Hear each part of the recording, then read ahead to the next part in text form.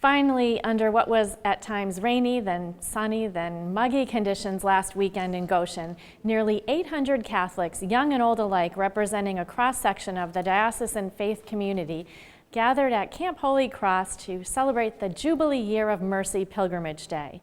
The overall theme of the day was putting our faith into action. Long have I waited for your coming home to me and living. Caring for the sick, feeding the hungry, comforting the grieving. It was a day dedicated to learning more about the 14 corporal and spiritual works of mercy. We are really graced that Pope Francis has proclaimed this a year of mercy. And what a better way to celebrate this year of mercy than to be here at Camp Holy Cross amidst the beauty of the nature of God here at this wonderful place. To be reminded of the Garden of Eden, of when Adam and Eve were created in grace, and to be reminded too that we need this year of mercy because of their fall and of our sinfulness. The day-long event included a penance service with time for confession. Appropriately enough, the rain came down as people's sins were being washed away, along with time for prayer, which was also offered in Spanish and Vietnamese.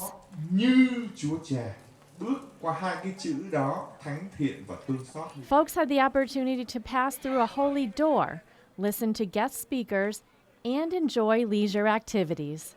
It's very important for all family to get together and bring their kids, and they can see a different atmosphere, and they can have a different way to see. It's not always in the church, but this campsite.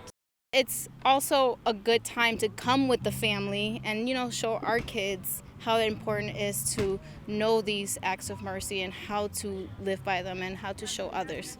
Therese Testa from St. Cecilia's Parish in Wilbraham was very excited to share what she had made in the crafts tent. Today I made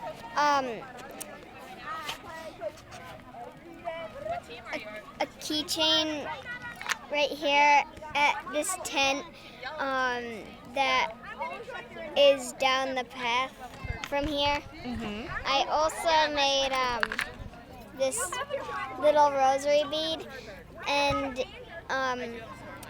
it's more like a chaplet, a little Divine Mercy chaplet. I also made a prayer journal, which you can write things in, so that's mostly all. That's awesome. So what are you going to do with the prayer journal? I'm going to write things about the homily every Sunday. Teresa's mom, Diane, saw the day as an opportunity to receive graces. And we all need, our world particularly needs healing and forgiveness. So each of us Catholics need to take advantage of the opportunity to receive mercy, fill our hearts with the grace and the forgiveness to go out and help others in the world who really need our help and our love. Keynote speaker Carolyn Zablotny is a champion of the cause for sainthood for Dorothy Day. She spoke about Day, founder of the Catholic Worker Movement, and her belief in the daily practice of the works of mercy.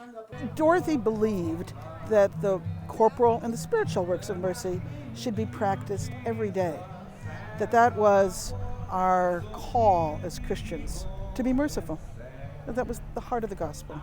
And honestly, I think you could sum up her ministry in the word of mercy.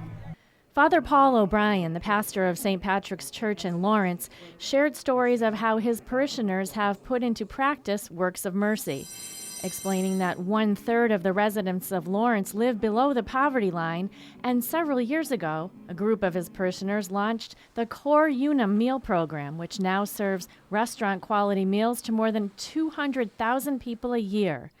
He also started a basketball league which welcomes teens with no connection to the church.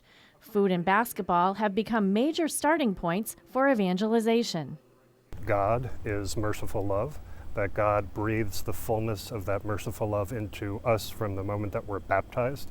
and that being a Christian is purely about growing and growing and growing in living merciful love. So everything we do somehow as Catholics is meant to be receiving God's merciful love and putting it into concrete practice to change this world.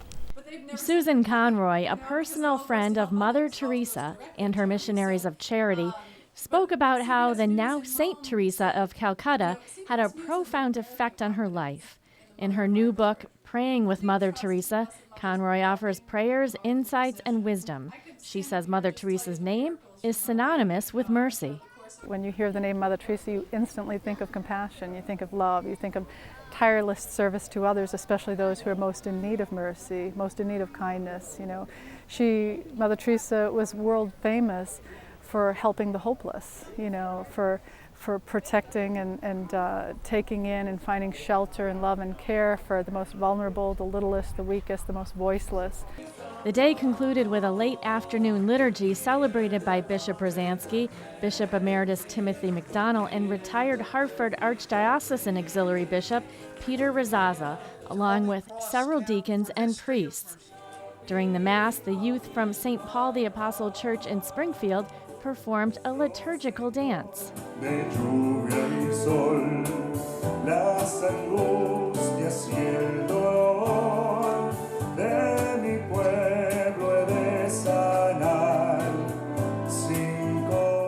What a great day it was, and the kids especially enjoyed all the outdoor activities.